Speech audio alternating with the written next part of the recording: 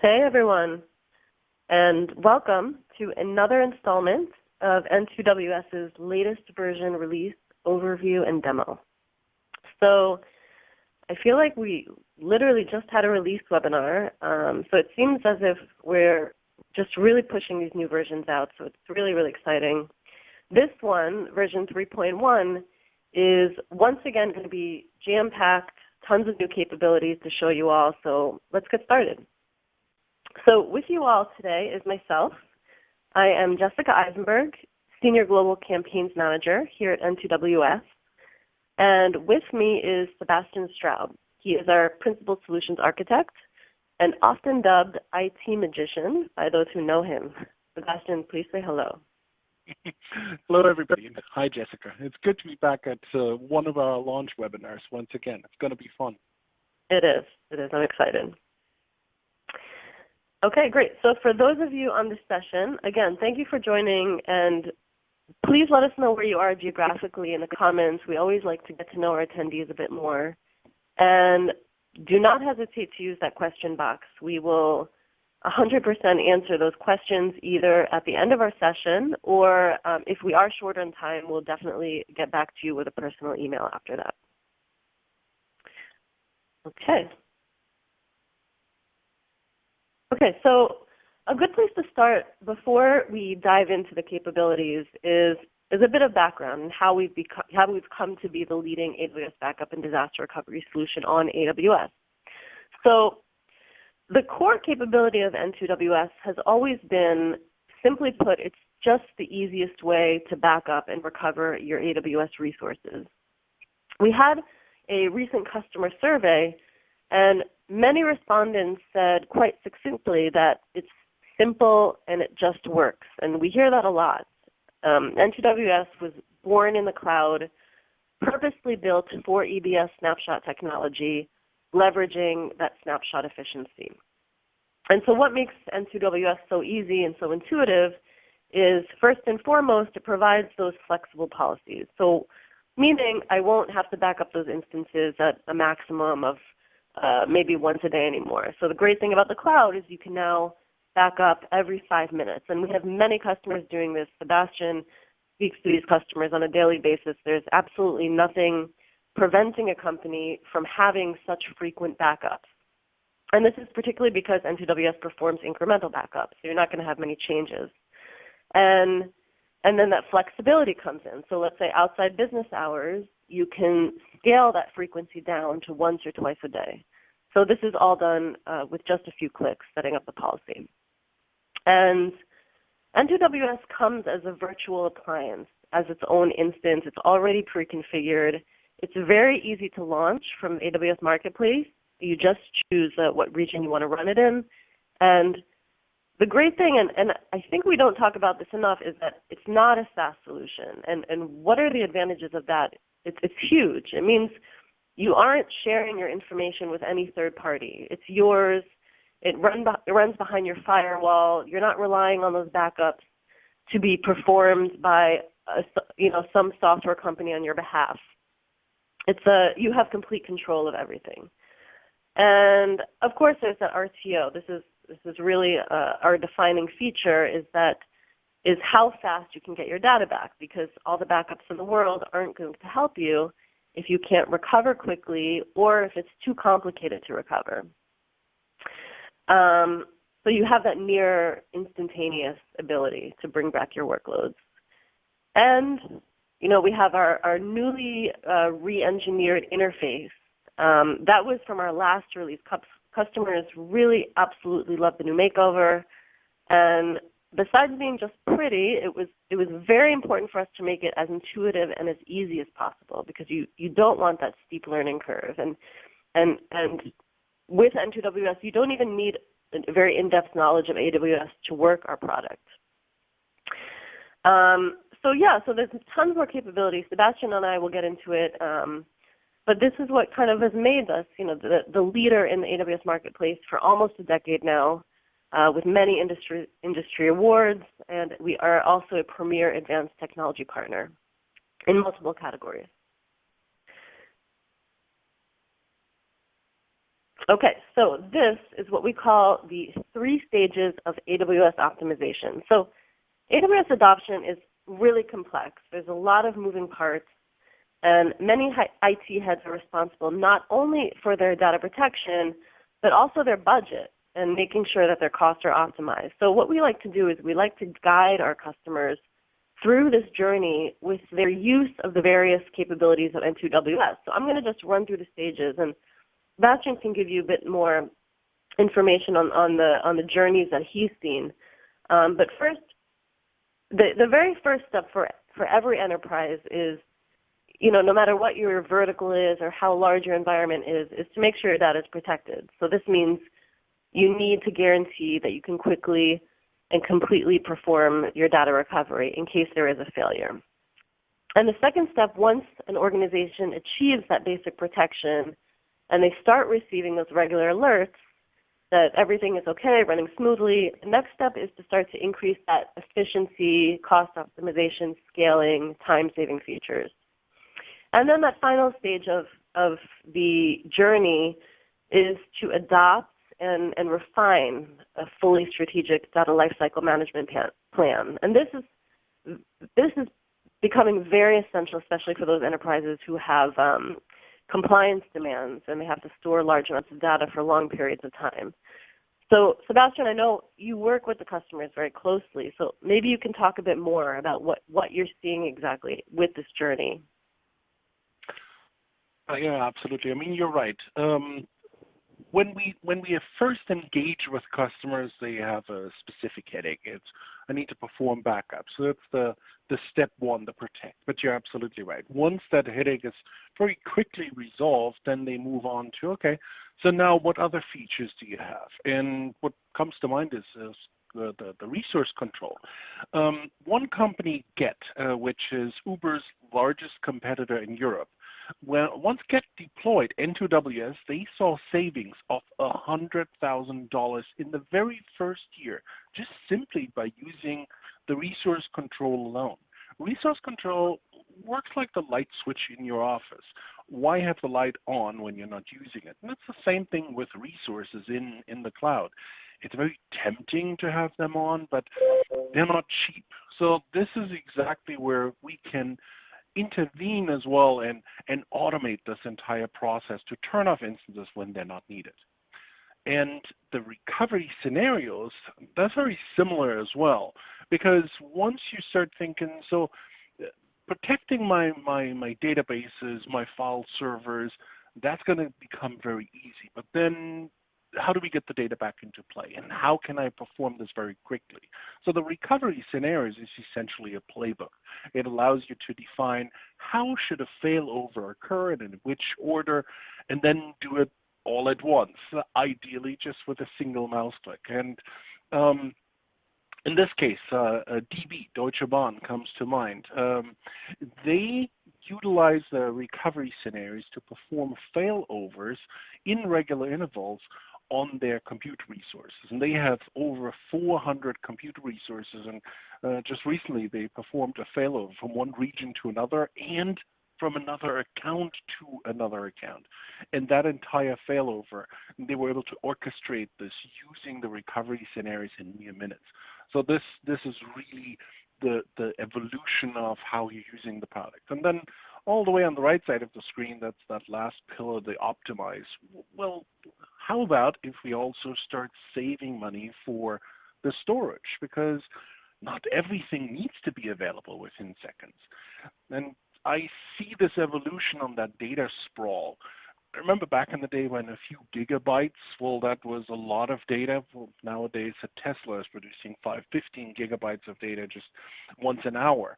And more and more companies have terabytes and eventually even petabytes of data in the cloud. So let's try to store that in a storage tier where it gets much cheaper. And we have the ability to even use the Deep Archive Glacier, which is essentially a 98% storage saving. So you're effectively just paying 2% of what you normally would pay for your snapshot-based backups. Yeah, I think I really, really love these different journey stories, and I think it's important to note that these these steps aren't a one-time process. We see success with our companies when they continually, rework and reassess this journey and how they can optimize. So, and again, if any of you feel you don't know where you are, and maybe you're in the first stage, maybe you're in stage 3, I think it's always useful to do kind of a usage check, and we have our experts help you do that. Sebastian does that often, and we have many sales engineers that can help you do that. So please just reach out, send an email. Okay, so just quickly before we get into 3.1, we just wanted to look at the story so far, because if you look at our release schedule and the number of releases, you can see a big trend in how to accelerate your journey across those 3 stages. So here you can see just some of the features that have helped our customers in one of those 3 stages. So for example, we have that re-engineered user interface from 3.0. So that provided a whole new level of simplification for your data protection phase. And that allowed a really shallow learning curve. So your team is spending as little time as possible ensuring that their DR plan is in place. And within that interface, we had things like Cost Explorer. So this touched on enabling our customers to calculate those EBS snapshot costs per policy. So this is helping them build a clearer picture of the backup storage spend in AWS. So you can visualize how storage costs change over time. You can align this with your budget goals. And, this is, of course, unfortunately, an environment where everyone is very, very cost conscious. So again, it's very important to understand where your spend is going. And resource control, this is what Sebastian talked about. Again, really critical to save a significant amount of money if you're turning off your non-critical instances. And this is probably a very underutilized feature. And if you can add or remove resources at the click of a button, why not? So there's a huge opportunity for savings there. Sebastian, maybe you want to pick a few to talk about? Oh yeah, well, I agree. It's the most tempting part about the AWS cloud and cloud in general is that it's so easy to use, and well, then you might be over provisioning, or you might not even know how many backups you're producing. So you're absolutely right. The Cost Explorer has helped many of our customers to see how changes in their backups actually affect the price. And so you're not going to have a sticker shock at the end of the month when you receive the Amazon invoice. And well, it's the same thing about security and backup. So the integrated SAML identity provider support is very important as well, because you could log into our console using multi-factor authentication. So you're never sacrificing anything here.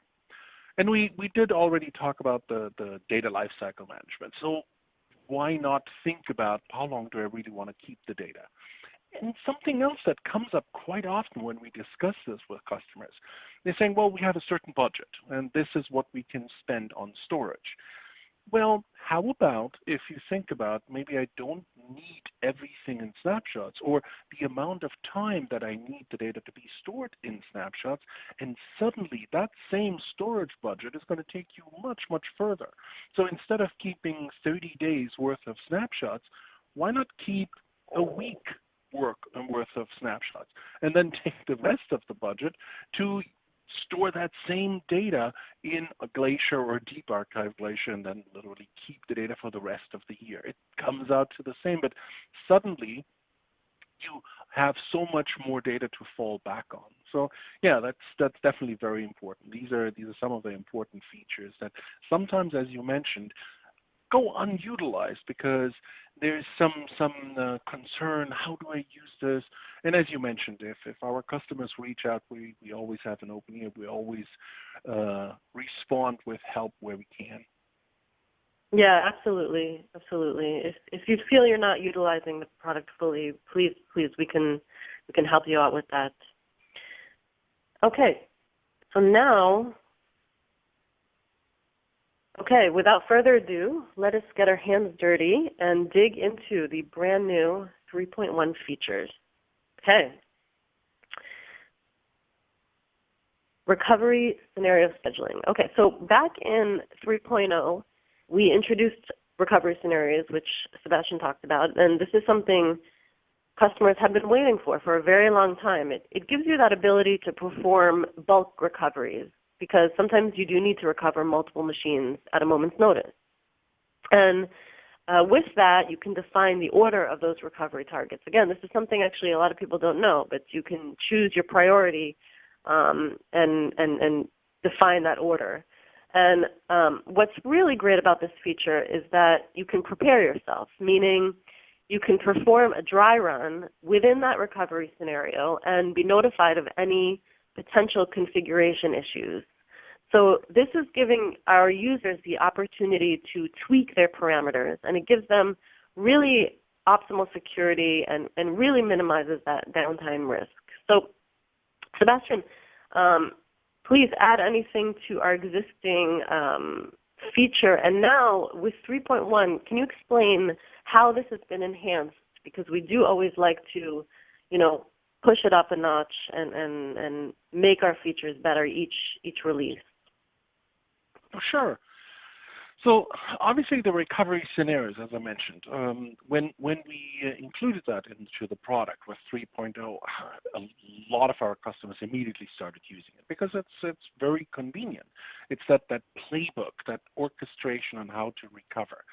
But then, of course, the next question was, okay, so how can I also take my disaster recovery drills that I have to perform, especially if I'm in a regulated space, how can I then just simply schedule them? And that's what we added with 3.1. It's very interesting because now I can schedule these disaster recovery drills, either an actual recovery or a dry run recovery. If I perform a dry run, then what the product does is it checks, do you have access to the backups, to the accounts, to the encryption keys? It really checks everything that's needed and then produces a report which I can then take and submit with my compliance report. And that's a regular scheduled task I can take right off my plate and just completely automate that process. Wow, great. And this could be good for MSPs, correct? Oh yeah, absolutely. I mean, it's the same thing if you're an MSP and you get a phone call from your customer and says, "Oh, everything is down." In this case, it's 2 mouse clicks. You're choosing to run a recovery scenario, and you choose to which date, to which backup would you like to fall back on.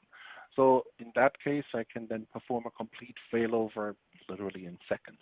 So this is something that you can do from the dashboard as well. Okay, great.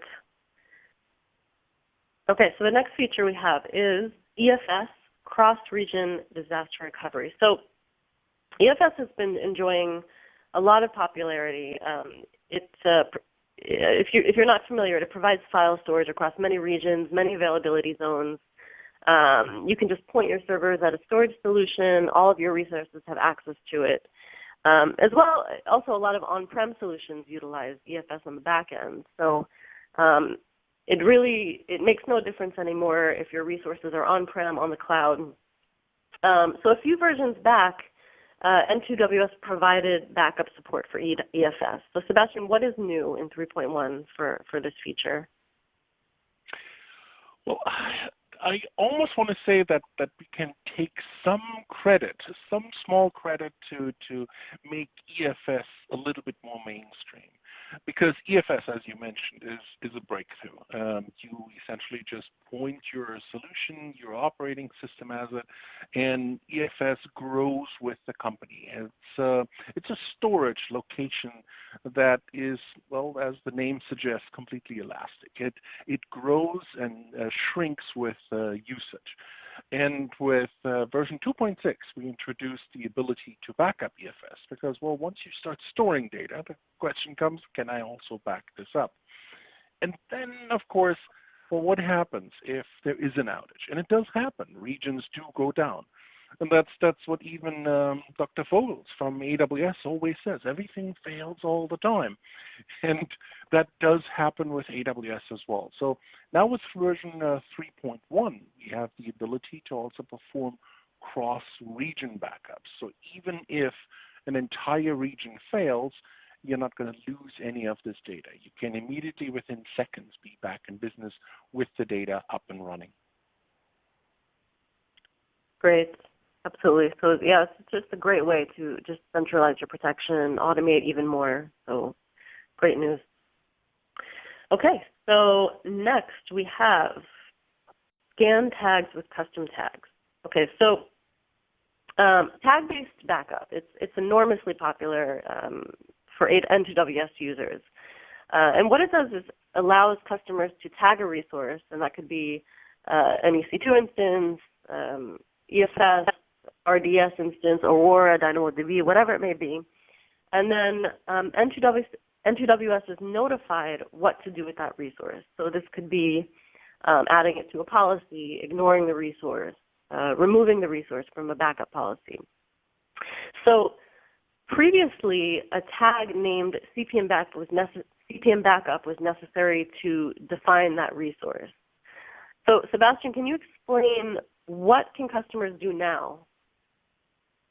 Sure.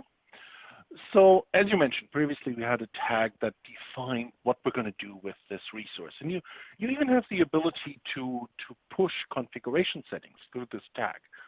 Why would I need this? Well, as I mentioned earlier, if you're a large company with a lot of resources, yeah, I can manually tag what I need, but how can I automate this? Because if I roll this out, if I drop this in my environment, I don't want to have 400 mouse clicks if I have 400 resources that I need to back up. So that's what the tagging allows you to do. It allows you to automate the backup process or the inclusion of resources. Now with the new feature that we're seeing here, 3.1, we have the ability to use custom tags, tags that you already have in your environment. So I'm pretty sure that most people on this webinar, they use custom tags. What's the department? What's the cost center? Who's the owner of a resource? Now, why not use those same tags that you already went to the trouble to create, then to use those tags to sort the resources into the appropriate backup policies? And that's exactly what that feature does. And that's also an extremely valuable tool for MSPs, because you don't want to approach your customers and tell them that, oh, guess what? You need to use a whole new slew of tags to perform the backups. You just simply approach them and tell them which tags do you already have. And this is nice why this feature is customizable. Each customer that you have might have their own special custom tags that they've already been using for a long amount of time. And N2WS can then just simply accommodate that based on that configuration. So it's a really useful tool. Yeah, this was actually a big customer request, particularly from MSPs, and this really we've gotten really great feedback about it. It helps them enormously with their automation and making sure the backup for all their clients they don't have to define that resource using the tag. They can use those existing tags. So it's a really great new feature. Great. So let us move on to the new Amazon S3 replication. So this is a brand new feature. So just briefly, this gives users the ability to synchronize and replicate static data between two Amazon S3 buckets, so between their source bucket and their destination bucket. So Sebastian, could you talk a bit more about this feature, how it works, what are the options for this? Sure. So we did talk about the data sprawl, right? And AWS is just a wealth. Probably since we started this webinar, they introduced 2 new services. And AWS always adds new functionality. So S3 isn't anything new. So to store your data in an S3 bucket, if there's is a website, if it is a data dump, if it's for your log files, well, data is data, and data always needs to be protected. So we introduced backup into S3 buckets with version 2.4. So it's nothing new. And we were the first cloud-native backup solution to provide extended archiving capabilities. And now with version 3.1, we have the ability to sync S3 bucket content into any bucket in any account or region of your choosing. And that means you even have the option to retain removed and deleted objects, which allows me then to always fall back if an erroneous or malicious deletion occurs on those backups. So this now extends the security blanket, the backup capabilities, also to S3 buckets as well. Yeah, it's really great. And for those who are already a customer, it's just, securing these S3 buckets are going to be very familiar and just as easy as backing up those EBS volumes. So they're pretty much the same process. So again, it's that automation is really taking a step up.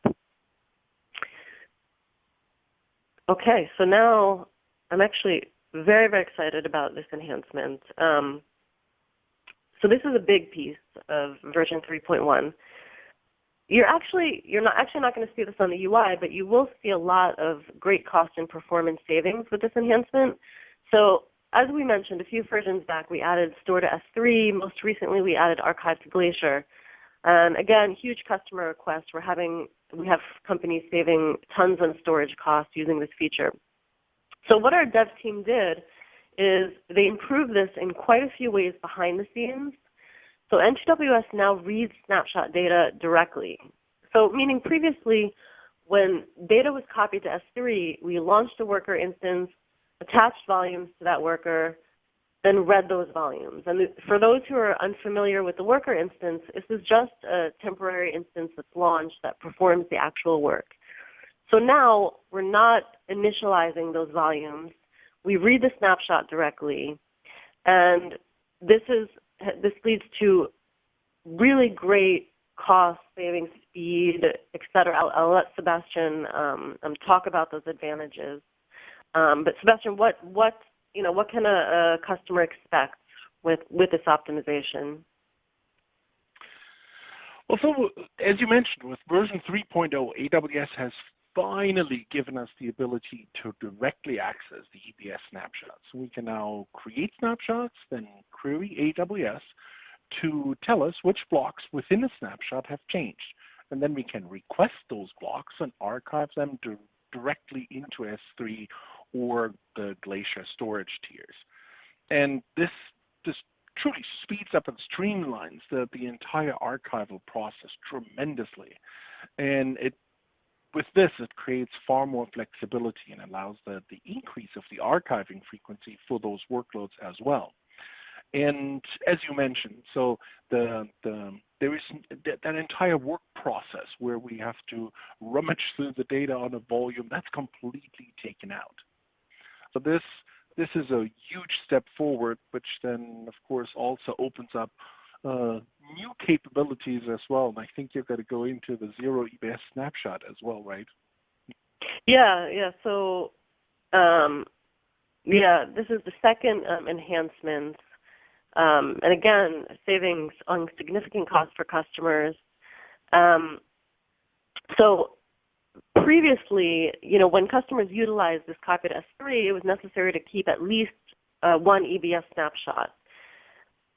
Now, customers can choose to activate a backup, copy their snapshots directly to S3 without creating those volumes, as we mentioned previously in that enhancement, and then immediately delete the original EBS snapshot after copy to S3. So again, Sebastian, can you talk a little about this, maybe a use case? When would a customer use this, and anything else, any other advantage you want to add to that? Sure. Yeah, it's incredible what we can do now with the zero EBS snapshot capability. There might be times when your main concern isn't the speed of recovery, but rather the cost of retention, and we did talk about that. And then, of course, also the long-term retention. So previously, archiving was really a three-step process. First, you create a snapshot, then you retain those snapshots for a period of time, and then we begin archiving them into the colder storage, such as the standard S3, S3 in frequent access, or even intelligent tiering. And then ultimately, in the third stage, we would move the data into long-term storage, either in Glacier or deep archive Glacier. But what if I want my data to go straight to S3 instead of retaining the data in snapshots?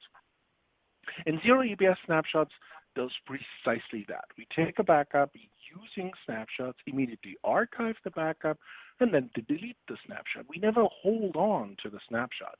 And that's really maximum savings. So this is for the data where you're saying, that's what I want. I want to have maximum savings. I want the backups to cost me as little money as possible. That being said, there is a trade-off.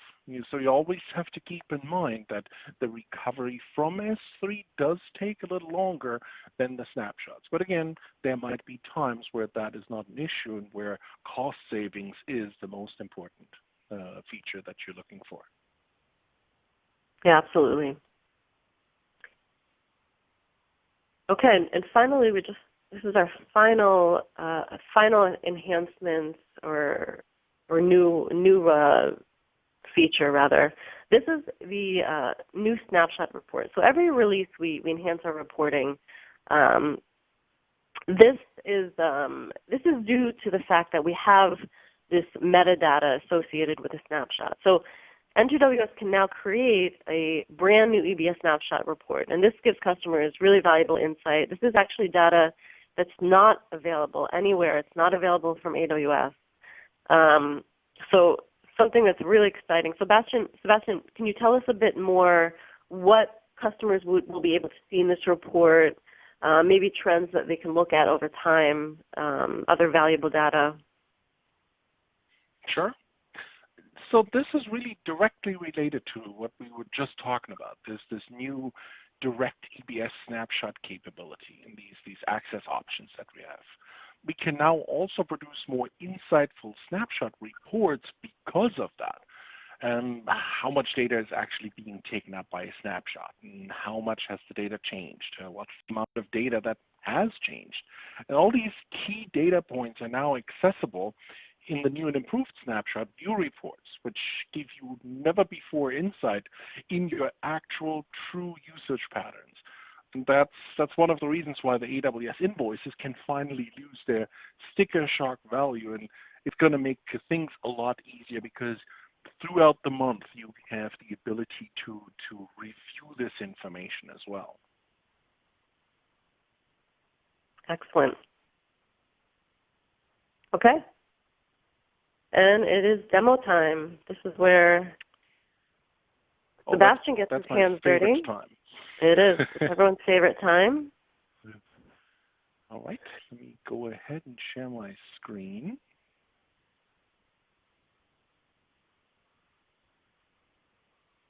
There we go. Okay. So what you're seeing here, that's the dashboard. You're probably already familiar with that with version 3.0. But let me take you through the new features now. So the first one that we're going to address is the S3 bucket sync. You're still going to use backup policies, and I already have a policy right here. And if I edit this, then this works exactly the same. You define the schedule, where should this data be coming from, and then under backup targets, I have the option to now choose S3 buckets. And once you choose a bucket, in my case, it's called Original S3 North Virginia, then once you choose that, there is a little bit of more configuration that needs to be done. So you select that, click on Configure, and then I can also choose the source prefix. This isn't all or nothing. I don't have to sync the entire bucket. It can also be a subpath within that. Then I choose where does this data end up, which account, which S3 bucket. In my case, that's cross account. And then the same thing goes for my destination. I can choose a prefix. I can store that data in a specific subpath within that bucket. And of course, also we can choose the storage tier of this data. So that's what you're choosing here in this dropdown. So we have the option to choose standard S3. That's a 50% savings, and then reduced redundancy and standard infrequent access. And this is a really interesting feature. It's just a simple tick box. But this allows us to keep extra items. So when we perform that sync, well, then everything is going to be identical in both of those folders, in those buckets. But what if somebody either unintentionally or intentionally deletes items? Well, if I keep them in sync, then guess what? That data will also be lost in my sync target. Well, this is different. If you do not tick box this, we're going to keep the extras. Anything that has changed, that has been deleted in the original bucket, will still be available in your sync bucket. So this is a really important feature, so that you can always fall back and get that data back that you wanted and that was deleted in the original bucket. Then the other feature, as you already mentioned, is really under the hood. So the way we archive into S3 now. So that entire process where we needed to attach volumes and rummage through that data, that's completely gone, completely cut out. So the archiving itself takes a lot less time. Funny story here, I remember the very first time I tried that feature, I thought it's not working because it went so fast. So I thought something isn't quite working right, but yeah, it is working. And that's also the lead-in to the next feature that I wanted to show you, which is the zero EBS snapshots. How does that work now? So let me first show you here. I have a policy. This one backs up some of my Windows-based instances. Yep, there they are.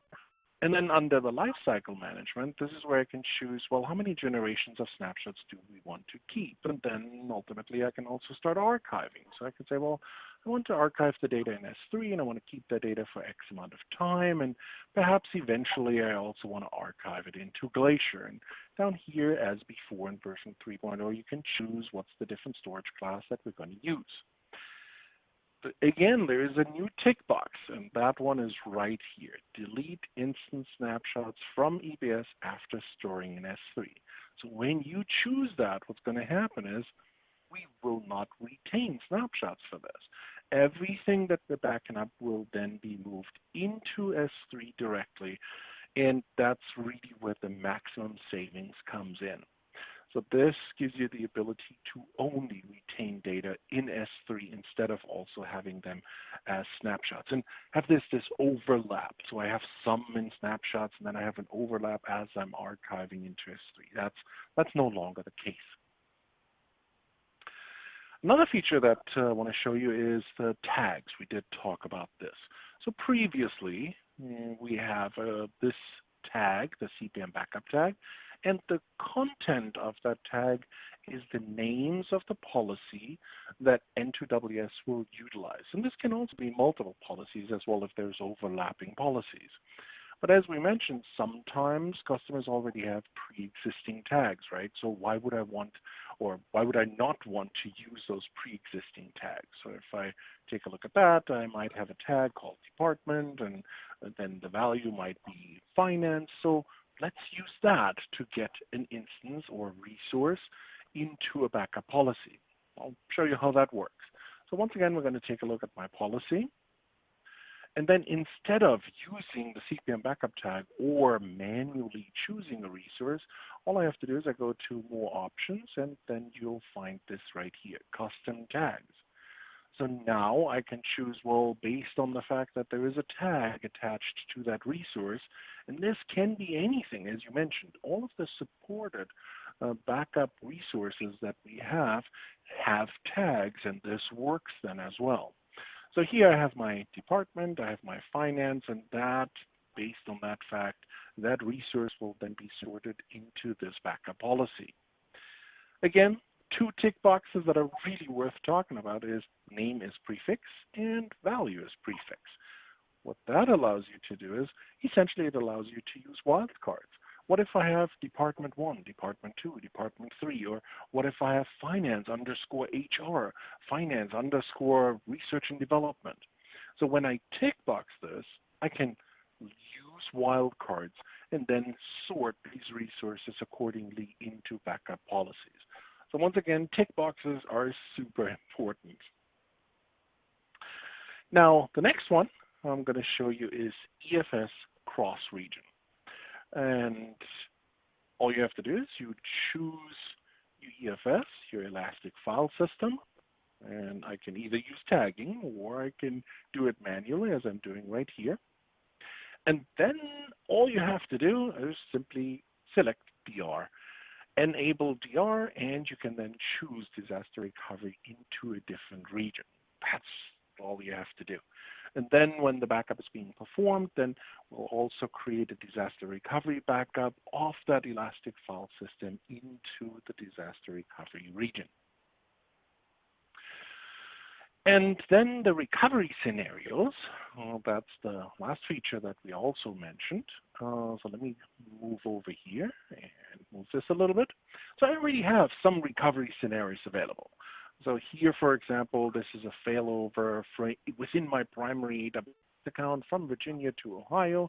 And down here, that's a worst case scenario, same failover, but we're also going to fail over into a secondary AWS account. And what do these recovery scenarios look like? Well, if I edit one, I can choose, well, what's the destination account? Where's this data going to end up? And what's the destination region? Okay, and then under recovery targets, I can then choose what exactly is being failed over into another region, into another account. Yeah, here in my case, this is just a lab, so I have two resources. But you can see how this is really useful if you have a tremendous amount of resources and you want to orchestrate this. You even have the option to choose the recovery order because sometimes some machines need to be spun up before others. And then on each of these resources, you also have the option to make configuration changes. So I can choose a resource, click on configure, and everything here is auto-assigned, which means we're going to perform a recovery exactly as it was when we performed the backup. But I can override this very easily. So if I want to perform a recovery and change the instance type, I can do that.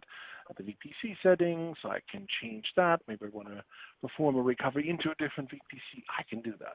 And this is, by the way, side note also where we can use our VPC cloning. So not only are we backing up the content, but we're also backing up the configuration settings, the network configuration settings. And I can make these changes on resource as I see fit. Now, in order to trigger this, well, that's all I have to do is I choose my playbook, my recovery scenario, and click on Run Scenario to trigger this. Now, the dry run, well, in that case, we're not actually going to spin up the configuration. What we're going to do is we're going to check that everything is in place in order to perform a recovery. As I mentioned, it's going to check if I actually have access to the different regions, to the different accounts, to the encryption keys if the data is encrypted, and then generate a report which I can then submit for my compliance report.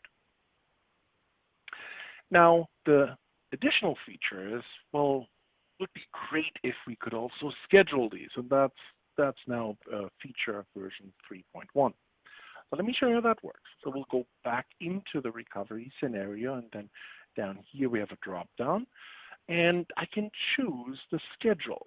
Well, in my case, I'm going to choose quarterly. But this is another thing that is really nice about the cloud and the ability to perform this as often as you want. Back in the day, you probably had some disaster recovery drills, maybe on-prem back in the day, really far back, maybe once a year, or maybe semi-annually.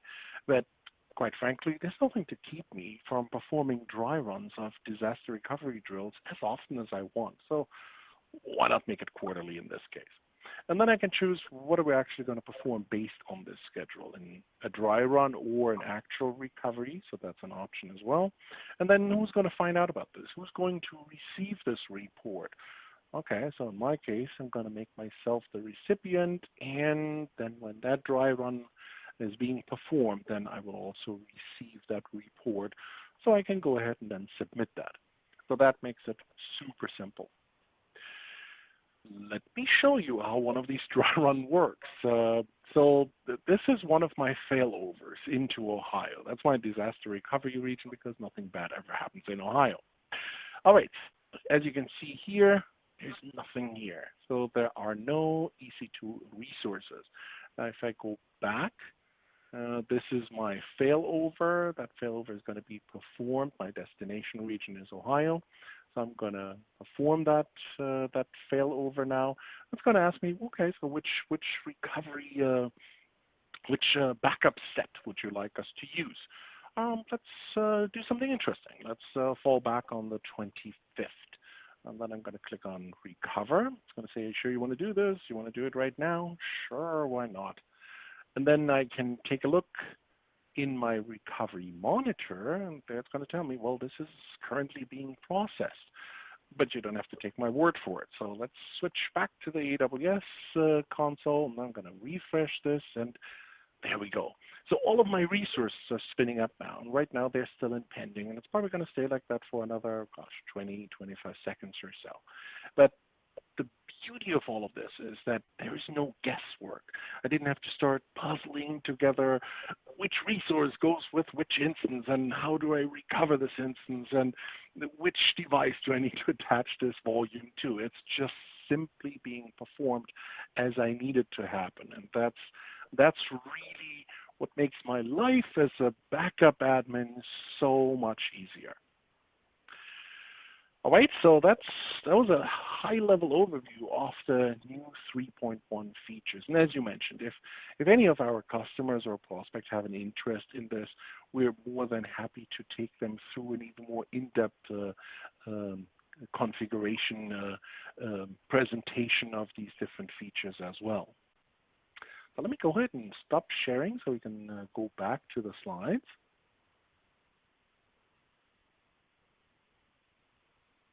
And there we are.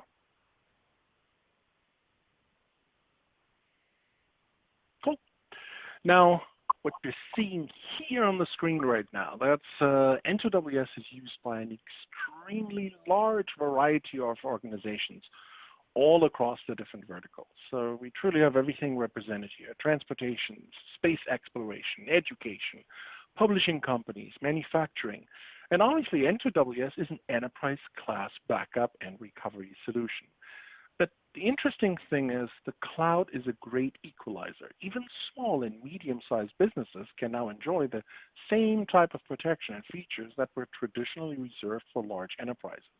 And N2WS serves 5,000 different AWS accounts across the globe, with hundreds of thousands of instances protected worldwide. And all of these organizations thoroughly tested our solution and decided to entrust their backup needs to N2WS. Awesome. Okay, so thank you, Sebastian. Really exciting to see all these features in action. And as we said, if you need a demo, please don't hesitate. We can give you, white glove, one-on-one, run you through these features. And by the way, Sebastian showed a couple of our prominent logos, but if you want to see more customer stories, you can take a look at our case studies on our website. We have many verticals represented, partner case studies, a lot of great information there.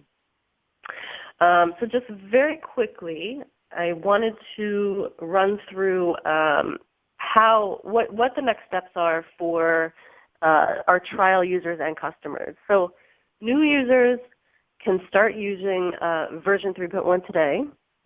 We have our fully featured, completely free 30-day trial. This will automatically convert to our forever free edition. Existing customers, you can upgrade today also on the marketplace with our AMI. We'll have some links to send out and how to upgrade. We have the documentation for that. Sebastian also has a great upgrade video. And depending on what edition you are, you might want to switch to a different version to get access to certain features. So for example, Glacier is only available on our enterprise version. So if that is the case, I would recommend talking to your account manager. And you can also email me directly. I will have my email in the next slide. Okay, so we have time for Q&A, and we have really great questions that came in. Okay. Wow, there's a lot. Okay, so let's get right down to it. So actually, we have a couple questions on this. A lot of people wanted to know about S3 replication, that brand new for each feature we have. And can you restore individual objects from the destination bucket back into the source bucket, Sebastian? That's right. I mean, it's a great feature, so it makes sense that people have questions about this. Yes. So this isn't.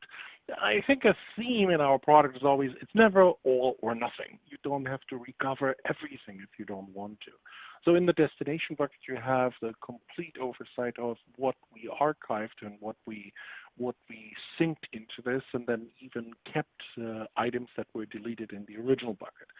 So at that point, it's just as easy as going into the AWS console and accessing it. If, as we mentioned, that S3 bucket that we synced was targeted as a volume from your solution, all you would have to do is then just simply change that configuration and point at the synced bucket as well. So yes, you do have granular access to the contents of that destination bucket. Okay, great. So we have a question on also the enhanced data lifecycle management, zero EBS snapshot retention. So Sebastian, how do you restore the S3 data as a volume? Is N2WS required to perform the recovery in this scenario? Nothing changes. It sounds like there should be more to it, but it really isn't. Once you tick box this, the data will be archived into S3, and at that point, within the backup monitor, which is your single pane of glass, you can search for resources, and if you wanted to, you could even look for resource IDs, and it's going to show you all of the backup sets that contain that resource. You just simply select it, and if we don't have snapshots, we're not going to confuse you by saying, where would you want this data to come from? It will auto-select S3. And everything that you're used to from the regular recovery, recover the entire instance or recover a particular volume, you can just simply do this. Within the graphical user interface, you choose the resource and choose to recover volumes. You can make changes to the configuration of those volumes, and then just hit the recover button. As far as the end user is concerned, it makes no difference if it's coming from S3 or if it's coming from snapshots. It's very, very intuitive. It's just completely seamless. Okay, great. Okay, so we have a question. We have a comment actually, which I wanted to point out. A champion, if you may. Great stuff, guys. I'm excited to upgrade. We're excited too. So thank you. And speaking of upgrade, Sebastian, maybe you can just run through the upgrade process for those who are already a customer. Oh, sure. It's pretty simple. So when you take a look at your N2WS instance, you'll find that there's two volumes.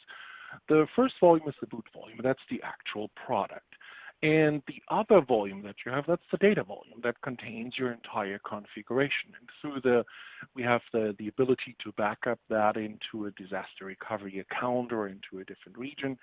That's really all that matters. It's your configuration. So when you upgrade, we just simply import that configuration from that volume. When you go into the marketplace, you choose to install or spin up version 3.1, and then the configuration wizard is going to ask you, what are you doing? Are you spinning up a brand new version? Are you starting over? Or are you importing your existing configuration? Just choose that you want to use an existing configuration, and that entire import process takes about 30 seconds. So it's very simple. Okay, yeah, it is very simple. Really, I can attest to that, and I would really recommend looking at Sebastian's video on our website on how to do that. Okay, we have a couple of EFS questions. Sebastian, how can I automate EFS backup based on AWS tag? Oh yeah, so that's on me if I didn't specify this. So the tag capability. So as we mentioned, we already had the tag capability to use the CPM backup, and it doesn't really matter which resources you're using within AWS. They all have tags. So previously we were able to capture this information, these resources, using the CPM backup tag. But now with the ability to use custom tags, same thing applies. it just simply works through the tags. And it makes no difference if it's EFS, if it's EC2, if it's RDS, if it's Aurora. Once we see those tags during a tag scan, then we're going to selectively capture those resources and sort them into the policies according to your configuration. Okay, great. We have, we also have another EFS question. Someone is asking if we have cross-account capability in addition to the cross-region capability. I'm going to answer that and say not yet, but I'll let Sebastian. I'll let Sebastian go ahead. Well, you're absolutely right. I mean, we both have been with N2WS for a while now, and I would say a good chunk, 80% of all the features at one point or another were a customer request. So we're extremely customer success driven. So when we receive a request for a feature, then we take this into very close consideration. And the first step was EFS backup. And as I mentioned, that's really how EFS got into the mainstream. And now the next step is to perform the recovery or the backup into a different region. But you're absolutely right. That is on the horizon as well. So we're going to take that into consideration as well to perform the cross-account backups. But for now, you can perform backups in the same region, same account, and then also cross-region as well. Yeah, absolutely. And please, any other, I see a bunch of questions come in. Unfortunately, we can't get to all of them.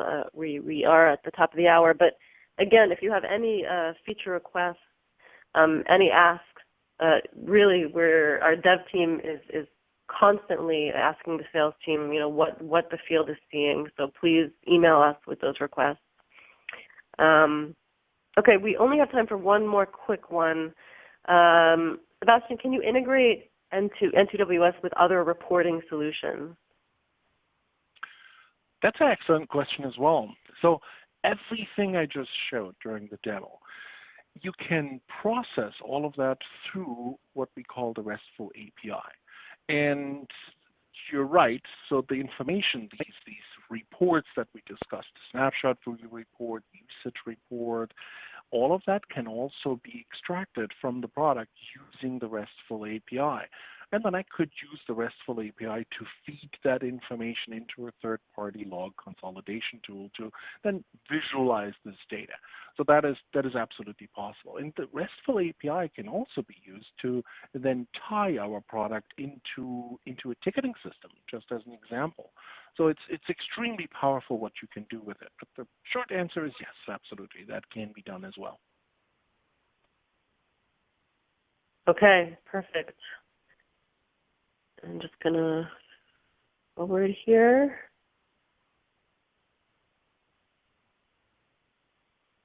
We have one last slide that's not working for some reason, but I will, it's okay. Small technical issue, but essentially the slide just has my email address. So again, it's very simple. It's jessica@n2ws.com. And we're here. We're around the clock. Oh, here we go. Now it's working. Okay.